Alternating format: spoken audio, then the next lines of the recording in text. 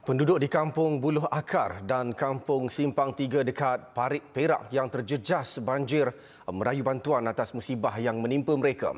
Dakwa penduduk banjir besar 2 minggu lalu yang melanda kawasan terbabit sehingga paras dada menyebabkan mereka terperangkap dan tidak dapat berlindung di Pusat Pemindahan Sementara PPS.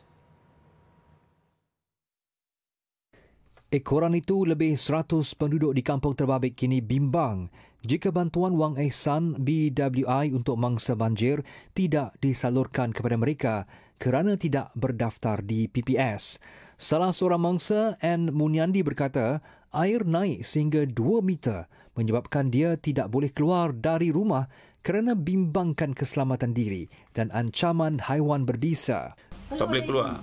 Masa 2018-2020 tak ada banjir sekali, dia pun masa ada sampai rumah, ada pergi, baru kita ada keluar. Sebab itu kita tak boleh langsung tak boleh keluar. Lebih kurang 2 meter ya ada ular ke lipan ke apa ke mana kita tahu nak keluar. Menurut penduduk, kedudukan kampung yang agak terpencil menyebabkan bantuan daripada mana-mana pihak sukar untuk masuk.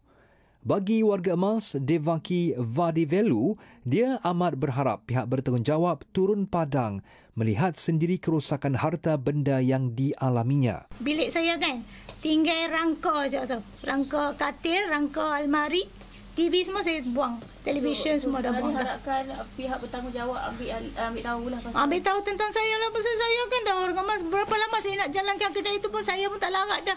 Walaupun saya tak sakit memang sihat, tapi saya terpaksa menjalankan kedai runcit itu untuk menampung ni kan untuk masa depan saya kan, untuk menjamin masa depan saya. Terus saya tak ada apa-apa bantuan, tak ada siapa hiraukan saya tahu. Orang kata macam lukut di tepi gantang kan.